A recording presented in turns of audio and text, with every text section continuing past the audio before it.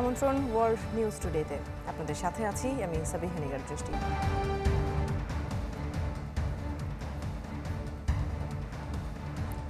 পুরো খবরে আমরা চলে এসেছি। রাফায় টনে টনে বোমা ফেলছে ইসরায়েল। প্রাণ বাঁচাতে উপত্যকাটিতে ছাড়ছেন লাখো মানুষ। এরই মধ্যে শহরটিতে বাস্তুচ্যুত হয়ে পড়েছেন ৮০,০০০ ফিলিস্তিনি। এদিকে রাফার হামলা করার মতো মারণাস্ত্র ইসরায়েলকে দেবে না যুক্তরাষ্ট্র, এমন হুঁশিয়ারি দিয়েছেন মার্কিন প্রেসিডেন্ট জো বাইডেন।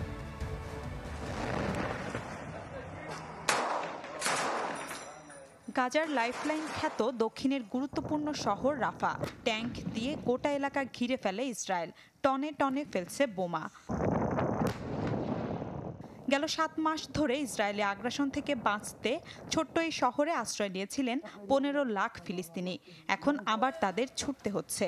ফিলিস্তিনে জাতিসংঘের শরণার্থী সংস্থা UNRWA বলছে, প্রতি ঘন্টায় রাফা ছাড়ছেন ২০০ ফিলিস্তিনি। যুদ্ধবিরতি প্রস্তাবে সাড়া না দিয়ে এমন নৃশংসতায় ক্ষুব্ধ ফিলিস্তিনের স্বাধীনতাকামী সংগঠন হামাস হুঁশিয়ারি দেন জায়নবাদীদের সাথে আর কোনো আপোষ না করার। মিশরে যুদ্ধবিরতি আলোচনা চলমান রয়েছে, তবে ইসরায়েল হামলা চালাতে থাকলে কোনো যুদ্ধবিরতিতে যাব না আমরা। বেসামরিকদের সুরক্ষা বিবেচনায় রাফাতে বড় ধরনের স্থল অভিযান বন্ধে ইসরায়েলকে বারবার চাপ দিয়ে আসছে যুক্তরাষ্ট্র। তবে তাকে বুড়ো আঙুল দেখিয়ে যাচ্ছে তেল আবিব। নিজের গদি বাঁচাতে এবার কিছুটা কঠোর মার্কিন প্রেসিডেন্ট জো বাইডেন। CNN-কে দেয়া সাক্ষাৎকারে হুঁশিয়ারি দেন ইসরায়েলকে অস্ত্রের চালান বন্ধের। আমি আগেও বলেছি, যদি রাফায় তারা হামলা চালায় তাহলে মারণাস্ত্রের চালান বন্ধ করে দেবে যুক্তরাষ্ট্র। তবে ইসরায়েলের নিরাপত্তা রক্ষায় এখনো অঙ্গীকারবদ্ধ আমরা। একে হতাশাজনক সিদ্ধান্ত বলছেন জাতিসংঘে ইসরায়েলের রাষ্ট্রদূত গিলাদ এরদান। আর বাইডেনের কঠোর সমালোচনা করেছেন ইসরায়েলের ডানপন্থী নেতা বেন গাভির। রাফাতে স্থল অভিযান বন্ধে বরাবরই ডেমোক্র্যাটদের চাপের মুখে রয়েছেন বাইডেন। জেটকো ও ডাটা ফর প্রোগ্রেসের সমীক্ষা বলছে ৫৬% ডেমোক্র্যাট ভোটারই মনে করেন গাজায় গণহত্যা চালাচ্ছে ইসরায়েল। এছাড়া প্রেসিডেন্ট নির্বাচনের আগে দেশটির শিক্ষা প্রতিষ্ঠানগুলোতে চলা ইসরায়েল বিরোধী বিক্ষোভ তাকে বিপাকে ফেলেছে আরও। মিলা খন্দকার, চ্যানেল 24। দর্শক, শিক্ষার্থীদের ইসরায়েল বিরোধী আন্দোলনের সবশেষ খবর জানাতে ডেনমার্ক থেকে যুক্ত হচ্ছেন সহকর্মী এরশাদুল বারী। জনাব এরশাদ, নিশ্চয় শুনতে পাচ্ছেন আপনি আমাকে? আমরা শুরুতে একটু জানতে চাই যে এই ঠিক কতগুলো বিশ্ববিদ্যালয়ে এই ইসরায়েল বিরোধী আন্দোলন চলছে আর বর্তমানে এখন কি অবস্থা? ধন্যবাদ আপনাকে, আপনার মতো দর্শকদেরকে। আমি এখন দাঁড়িয়ে আছি ডেনমার্কের রাজধানী কোপেনহেগেন ইউনিভার্সিটির, যেখানে ভেতরে শিক্ষার্থীরা এই ক্যাম্প স্থাপন করে আজ ৪ দিন ধরে আন্দোলনে অবস্থান কর্মসূচি করছে। এখানে সেই জাস্ট এর পাশে আমি দাঁড়িয়ে আছি। মূলত ডেনমার্কের এখন পর্যন্ত মাত্র কোপেনহেগেন ইউনিভার্সিটিতেই এই আন্দোলনটা চলছে এখন পর্যন্ত। তবে শিক্ষার্থীদের সাথে আমি এখানে এসে কথা বলে যেটা জানতে পেরেছি সেটা হচ্ছে যে এই আন্দোলন কোপেনহেগেন ইউনিভার্সিটির শিক্ষার্থীরা শুরু করলেও মূলত এই আন্দোলনে ডেনমার্কের বিভিন্ন বিশ্ববিদ্যালয়ের শিক্ষার্থীদের শুরু করে অভিভাবক, অনেক পেশাজীবীর মানুষও এই আন্দোলনে অংশগ্রহণ ইতিমধ্যে যুক্ত হয়েছে তারা। আমি এদের সাথে, আন্দোলনকারীদের সাথে কথা বলে যেটা জানতে পেরেছি, তারা মূলত ৬ দফা দাবিতে গত সোমবার থেকে এই জায়গাতে তারা অবস্থান নিয়েছে। আপনারা জানেন যে ফিলিস্তিনে ইসরায়েলের যে আগ্রাসন চলছে, সেই আগ্রাসনের প্রতিবাদে শিক্ষার্থীদের ইসরায়েল বিরোধী শিক্ষার্থীদের প্ল্যাটফর্ম এই মূলত প্রোগ্রামের আয়োজন করেছে। এখানে প্রতিদিন তারা ২৪ ঘন্টা এখানে অবস্থান করছে। অবস্থান করে তারা মূলত ৬ দফা দাবিতে এই আন্দোলনটা এখন পর্যন্ত চালিয়ে যাচ্ছে। ৬ দফা দাবিগুলোর মধ্যে সবচেয়ে অন্যতম আছে হচ্ছে যে অবিলম্বে গাজা এবং রাফায় যে ইসরায়েলের যুদ্ধ চলছে সেই যুদ্ধবিরতি কার্যকর করা, ইসরায়েলের বিভিন্ন ব্যবসায়িক এবং একাডেমিক প্রতিষ্ঠানগুলোর সাথে ডেনমার্ক সরকার এবং কোপেনহেগেন বিশ্ববিদ্যালয়ের যে ফাইন্যান্সিয়াল এবং একাডেমিক ব্যবসায়িক যে চুক্তিগুলো রয়েছে এবং সম্পর্ক যেগুলো রয়েছে, আর্থিক লেনদেন যেগুলো আছে সেগুলো অবিলম্বে বাতিল করা এবং সেগুলোকে বয়কট করা, গাজায় যে গণহত্যা চলছে সেগুলোকে সমর্থন দেওয়া এবং এই ফিলিস্তিন রাষ্ট্রকে স্বীকৃতি দেওয়া সহ এরকম ৬ দফা দাবিতে মূলত শিক্ষার্থীরা।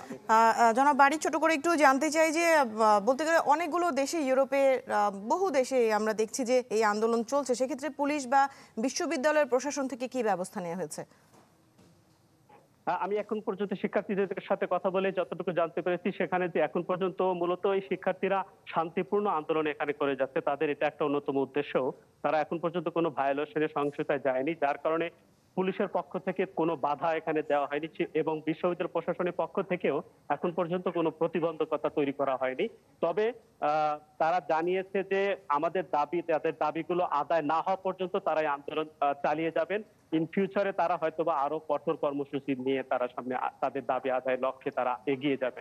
জি জি, আরেকটু ছোট্ট একটা বিষয় জানবো যে এই যে তারা আন্দোলনটি করছে, এই আন্দোলন কি যুক্তরাষ্ট্রের মতো মারমুখী হচ্ছে কিনা?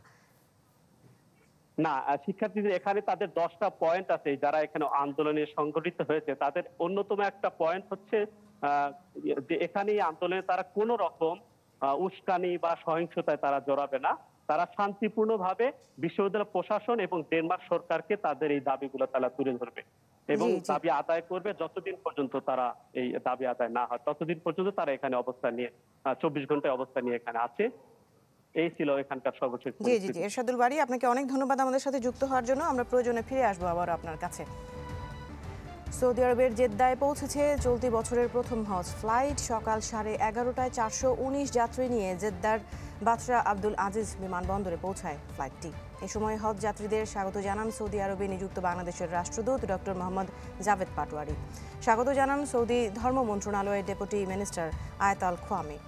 রোড টু মক্কা ইনিশিয়েটিভের আওতায় এই বছর বাংলাদেশ থেকে মোট 85,257 জন হজ পালনের জন্য নিবন্ধন সম্পন্ন করেছেন। দর্শক, হজ পরিস্থিতির সবশেষ খবর জানাতে সৌদি আরব থেকে আমাদের সহকর্মী শিহাব মোহাম্মদ শাহিন যুক্ত হচ্ছেন আমাদের সাথে। জনাব শাহিন, শুনতে পাচ্ছেন নিশ্চয়ই। এই পর্যন্ত কতজন হজযাত্রী সৌদি পৌঁছেছেন? সকালেই বাংলাদেশ থেকে প্রথম হজ ফ্লাইটটি রওনা হয়েছিল, আর এখনো পর্যন্ত কতজন হজে পৌঁছেছেন? জি, আপনাকে ধন্যবাদ। যেমনটা আপনি বলছিলেন, বাংলাদেশে হাজিদেরকে নিয়ে বাংলাদেশ বিমানের প্রথম ফ্লাইট সৌদি আরবের জেদ্দার স্থানীয় সময় সকাল 11:30টায় এসে পৌঁছায় আব্দুল আজিজ বিমানবন্দরে। এই সময় সৌদি আরবে নিযুক্ত রাষ্ট্রদূত ডক্টর জাভেদ পাটোয়ারি এবং জেদ্দায় কনসুলেট কর্মকর্তা এবং হজ মিশনের কর্মকর্তারা সহ সৌদি আরবের হজ ও উমরা মন্ত্রণালয়ের কর্মকর্তারা হাজিদেরকে ফুল দিয়ে বরণ করেন। এ সময় হাজিরা তাদের যে এবারের যে হজ যাত্রায় তারা সন্তুষ্ট প্রকাশ করেন। আজকে প্রথম যে ফ্লাইটটি শুরু হয়েছে এ পর্যন্ত আমরা যতটুকু জানতে পেরেছি প্রায় 2700 হাজি সৌদি আরবে এসেছেন। শাহিন, হজ যাত্রীদের বরণ করে নিতে সৌদি প্রশাসনের পক্ষ থেকে কি ধরনের ব্যবস্থা করা হয়েছে? জি, সৌদি হজ ও উমরা মন্ত্রণালয়ের কর্মকর্তারা প্রতি বছর হাজিদেরকে সৌদি আরবের ঐতিহ্য যে গাওয়া এবং চা দিয়ে ফুল দিয়ে তাদেরকে বরণ করা হয়। এর পাশাপাশি হাজিদের যে নির্ধারিত যে স্থান রয়েছেন, তাদের বাসা রয়েছেন, তাদের নির্দিষ্ট স্থানে তাদেরকে রাখা হয়। এর পরবর্তীতে হাজিরা তাদের যে হজের যে কার্যক্রম তাদের যে নির্ধারিত সময় তারা শুরু করবেন। জি জি, আর এছাড়াও এইভাবে যতদিন এই বছরে যারা যারা যাচ্ছেন হাজিদের উদ্দেশ্যে হজ মন্ত্রণালয় থেকে কি কোনো বার্তা দেওয়া হয়েছে কিনা? জি, সৌদি আরবের হজ ও উমরা মন্ত্রণালয় থেকে এবার কঠোর বিধিনিষেধ তারা আরোপ করেছেন। বিশেষ করে সুষ্ঠু হজ ব্যবস্থাপনা পরিচালনা করার জন্য সৌদি আরবের হজ উমরা মন্ত্রণালয়ের পক্ষ থেকে একটি ডিজিটাল কার্ডের ব্যবস্থা করা হয়েছে এবং জেল জরিমানার যারা নির্দিষ্ট যে 3টা অঞ্চল রয়েছে, জেদ্দা, মক্কা, মদিনার বাইরে হাজিরা যেতে পারবে না, এর বাইরে ভ্রমণও করতে পারবে না, কোথাও কাজের সুযোগ থাকবে না। পরবর্তীতে যদি হাজিদেরকে পুনরায় অন্য অন্য অঞ্চলে পাওয়া যায় তাদেরকে দেশে প্রেরণ করা হবে এবং তাদেরকে জেল ও জরিমানা করা হবে। জি, শিহাব মোহাম্মদ শাহিন, আপনাকে অনেক ধন্যবাদ আমাদের সাথে যুক্ত হওয়ার জন্য। পরবর্তী আপডেটের জন্য আমরা ফিরবো অবশ্যই আপনার কাছে। তাপপ্রবাহের কবলে ভারতের বহু এলাকা, গরমের তীব্রতায় দেশটিতে জারি করা হয়েছে হিট অ্যালার্ট। মানুষের পাশাপাশি নাজেহাল অবস্থা প্রাণীকুলের। আবহাওয়া অধিদপ্তরের ঘোষণা অনুযায়ী আরও কয়েকদিন এমন তাপপ্রবাহ থাকবে। সূর্যের প্রখরতা থেকে বাঁচতে মাথায় কাপড় কিংবা স্কার্ফ জড়িয়ে রাস্তায় হাঁটছে মানুষ। তাও যেন একটুখানি স্বস্তি নেই কোথাও, নেই দুদণ্ড প্রশান্তির ছায়া। ভারতের আবহাওয়ায় আগামী কয়েকদিন নেই কোনো সুখবর। রাজস্থানে 43 ডিগ্রি তাপমাত্রার উত্তাপে ঘরের বাইরে টেকাই দেয়।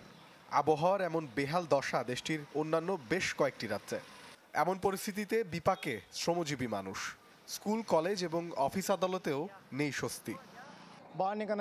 এমন আবহাওয়ায় বাইরে যাওয়া সত্যি খুব কঠিন। গাড়ির ভেতরেও গরমে টেকা যায় না।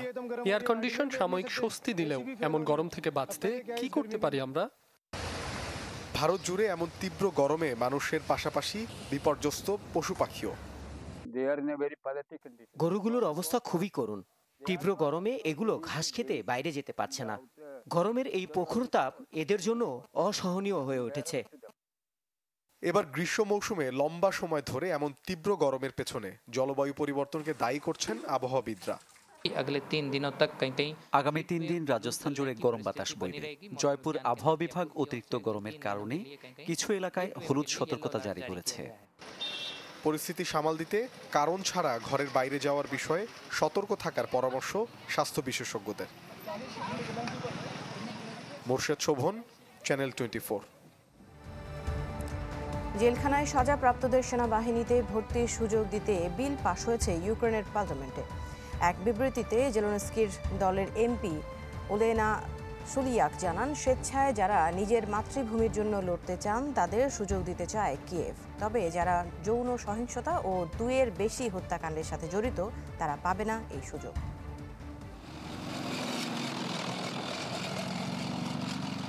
একের পর এক হাত ছাড়া হচ্ছে মাতৃভূমির এক একটি অঞ্চল। ক্রমশ এগিয়ে আসছে রুশ সেনারা। এর উপর মরার ওপর খাড়ার ঘা, লোক কমছে সেনাবাহিনীতেও। এ অবস্থায় দেশ রক্ষায় বিতর্কিত এক পদক্ষেপ নিল ইউক্রেন। এতদিন রাশিয়ার বিরুদ্ধে কিয়েভের অভিযোগ ছিল যুদ্ধে জেলখানার সাজাপ্রাপ্তদের নামিয়েছে মস্কো। এবার বিপদে পড়ে সেই একই পদক্ষেপ নিতে যাচ্ছে দেশটি। স্থানীয় সময় বুধবার ইউক্রেনের পার্লামেন্টে পাশ হয় একটি বিল, যা অনুযায়ী সেনাবাহিনীতে যোগ দেওয়ার সুযোগ পাবেন অপরাধীরা। জেলেনস্কির দলের এমপি ওলেনা সুলিয়াক জানান, স্বেচ্ছায় যারা নিজের মাতৃভূমির জন্য লড়তে চান তাদের সুযোগ দিতে চায় কিয়েভ। তবে যারা যৌন সহিংসতা ও 2-এর বেশি হত্যাকাণ্ডের সাথে জড়িত তারা পাবে না এ সুযোগ। সেই সাথে যাদের সাজার মেয়াদ 3 বছর বা তার চেয়ে কম সময়ের জন্য বাকি আছে তারাই করতে পারবেন এই আবেদন। এবং কারো ওপর চাপ দেওয়া হবে না, বরং যারা স্বেচ্ছায় আসতে চায় শুধু তাদেরই দলে নেবে ইউক্রেন। এর আগে নিজের ওয়েবসাইটে ন্যাটোর কাছে সেনা মোতায়েনের আবেদন জানান জেলেনস্কি, যাতে নড়ে চড়ে বসে মস্কো। ক্রেমলিন মুখপাত্র দিমিত্রি পেসকভ জানান, ন্যাটোর সেনা ইউক্রেনে এলে তা ডেকে আনবে বড় বিপর্যয়। ফ্রান্সের প্রেসিডেন্ট ইমানুয়েল ম্যাক্রো বলেন, ইউক্রেনের সীমার বাইরে যদি আগ্রাসন চালায় ক্রেমলিন তাহলেই ন্যাটোর সেনা পাঠানো যেতে পারে কিয়েভে। এর জবাবে রুশ পররাষ্ট্রমন্ত্রী মারিয়া জাখারোভা বলেন, ফ্রান্সের সেনা ইউক্রেনে প্রবেশ করলে রাশিয়া তাদের লক্ষ্যবস্তুতে পরিণত করবে। আশ্বাস চৌধুরী, চ্যানেল 24। দর্শক, এই ছিল আজকের ওয়ার্ল্ড নিউজ টুডেতে। এছাড়াও নিউজ টুডেতে আপনারা দেখতে পেয়েছেন ফেসবুক এবং ইউটিউবে। সবাইকে অনেক ধন্যবাদ আমাদের সাথে থাকার জন্য।